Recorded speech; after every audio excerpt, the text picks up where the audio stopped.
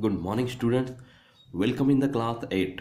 जैसे कि आप देख पा रहे हैं, आज बहुत दिनों बाद आज हम लोग हमारा वीडियो स्टार्ट कर रहे हैं। और आज हम लोग देखने जा रहे हैं हमारा question part chapter number 12 equation in one variable, जिसमें इसके पूर्व आपको याद होगा हमने चैप्टर नंबर 10 देखा हुआ है। चैप्टर नंबर 11 हम लोग जल्दी ही देखेंगे।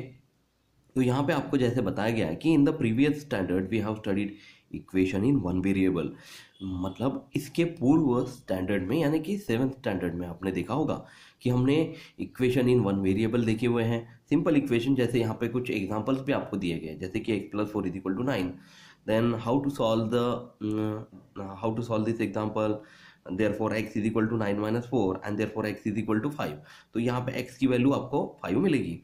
बट अभी हम लोग जो इक्वेशन इन वन वेरिएबल देखने जा रहे हैं, इसके कुछ नए रूल और नए इक्वेशन और नए सॉल्यूशंस आपको इसमें देखने के लिए ज़रूर मिलेंगे। तो the value of the variable which satisfy the given equation is called the solution of the equation.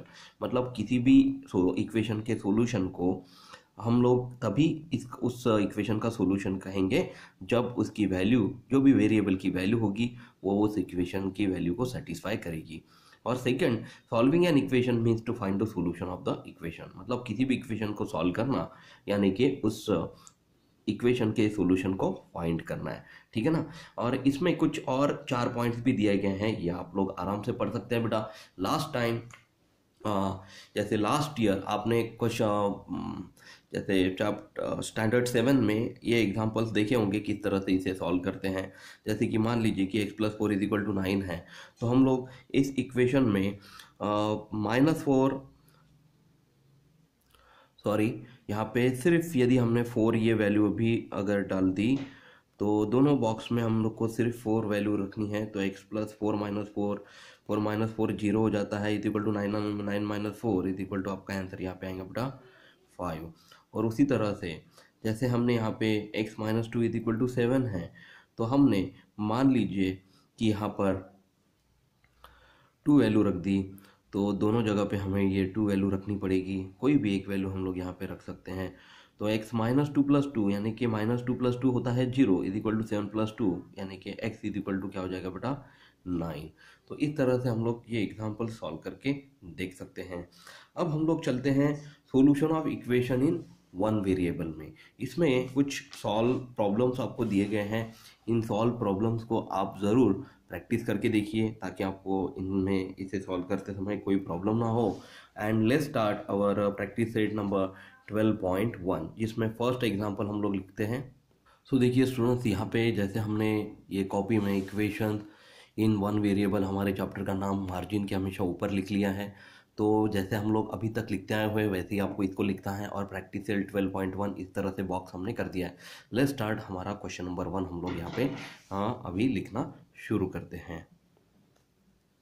So the students, our question is, each equation is followed by the values of the variable. Decide whether these values are the solutions of that equation. Let's start our question number 1. X - 4 = 3. So start from the solution.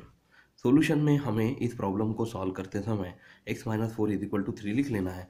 जैसे आपको यहाँ पे इनके अलग अलग variables, जैसे इस x की वेरिएबल की जगह हमें x = वैल्यूज़ लिखी दी है बेटा -1, देन 7 और फिर -7।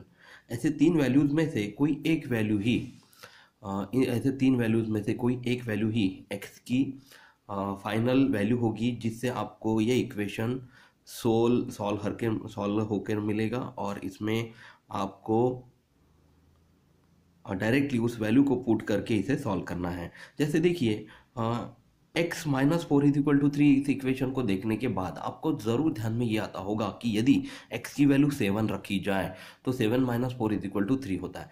तो चेक करते हैं दिए गए वैल्यू में 7 है क्या। हाँ बिल्कुल है। -1, 7 और -7 है।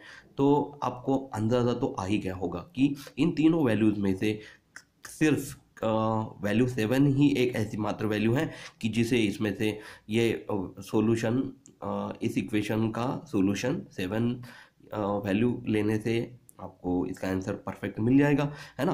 पर -1 और -7 ये वैल्यू लेने के बाद आपको इस वैल्यू का ये वैल्यू आपको कुछ अलग ही मिलेगी। तो इसे स्टार्ट करते बेटा, हम लोग यहाँ पे फर्स्ट क्वेश्चन लिख लेते हैं, सॉरी पॉइंट 1 लिखते हैं, when x is equal to -1। अब x इज इक्वल टू -1 लिख लेने के बाद आपको नेक्स्ट लाइन में लिखना है equation is x -4 is equal to 3। मतलब इक्वेशन में हमें x -4 इज इक्वल टू 3 ये इक्वेशन आपको दिया हुआ है। तो when x is equal to -1 आपको यहाँ पे पुट करना है, x की जगह पे जो वेरिएबल है x उसकी वैल्यू दी गई है बेटा -1। तो यहाँ पे x की जगह पे हमने -1 रख दिया और फिर यहाँ पे -4 लिखेंगे इज इक्वल टू 3। तो देयरफॉर मुझे बताइए -1 और -4 इसकी जब हम लोग प्लस करते हैं तो minus sign remain as it is and 1 + 4 becomes 5। Therefore -5 is equal to 3।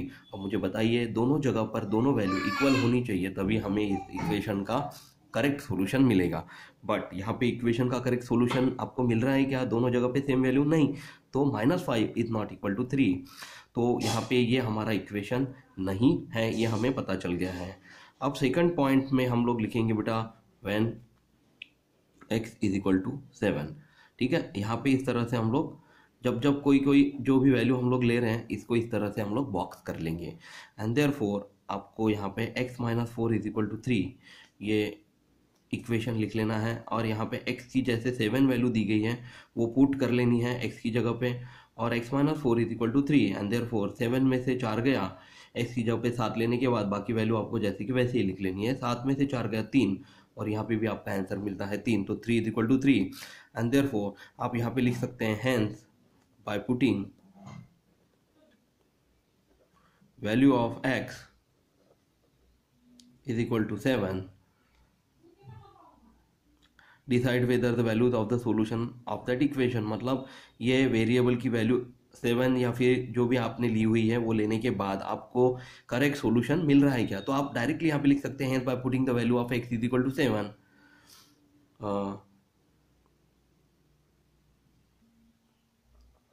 it is the solution of the equation।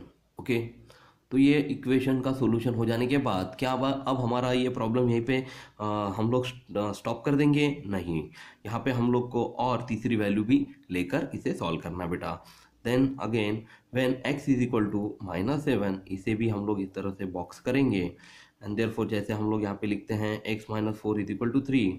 अब x की वैल्यू यहाँ पे हमको रख देनी है -7 -4 is equal to 3 and therefore -7 -4 यानी क्या होता है बेटा, माइनस माइनस मतलब माइनस और माइनस को हम लोग यहाँ पे प्लस कर रहे हैं, इसलिए यहाँ पे माइनस की साइन एज इट इज रहेंगी और 7 + 4 इज इक्वल टू 11 हो जाता है and therefore -11 is equal to 3 which is not equal to 3। अब 11 जो है -11 ये 3 के इक्वल नहीं है, तो यहाँ पे ये इक्वेशन स्टॉप कर देना है और इस तरह से हमें हर एक प्रॉब्लम को सॉल्व करते हुए चलना है। अब ये जैसे हमारा ये फर्स्ट प्रॉब्लम सॉल्व हुआ है, अब इसके बाद आपके टेक्स्ट बुक में जैसे ये सेकंड प्रॉब्लम दिया हुआ है, थर्ड और फोर्थ दिया हुआ है, इसमें से मैं ये चाहता हूँ कि हम लोग शुरुआत में ही प्रॉब्लम नंबर 4 देख लें, या फिर प्रॉब्लम नंबर 4 जो है वो आपको मैं होमवर्क दे देता हूँ और बचे हुए समय में हम लोग प्रॉब्लम नंबर 3 क्यों ना देख लें, है ना।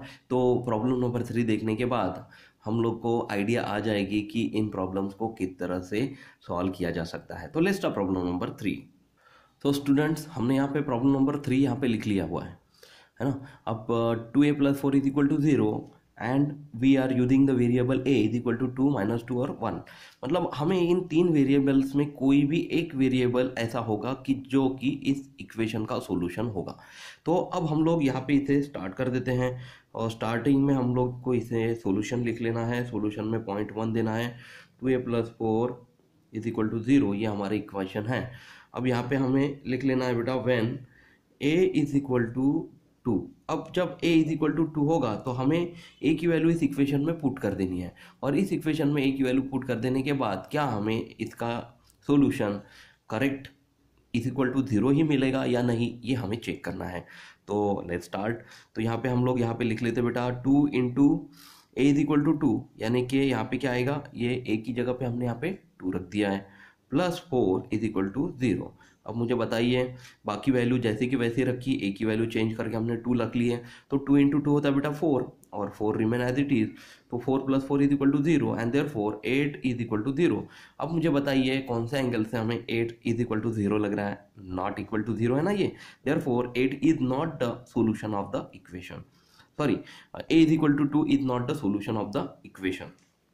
अब हम लोग चलते हैं हमारे पॉइंट नंबर 2 की तरफ। पॉइंट नंबर 2 में भी आपको यह इक्वेशन दोबारा लिख लेना है, 2a plus 4 is equal to 0 and आपको जैसे कि टेक्स्ट बुक आपके सामने है, तो टेक्स्ट बुक में या फिर अभी आप लोग लिख भी रहे हैं तो वहाँ पे लिखना है when a is equal to -2।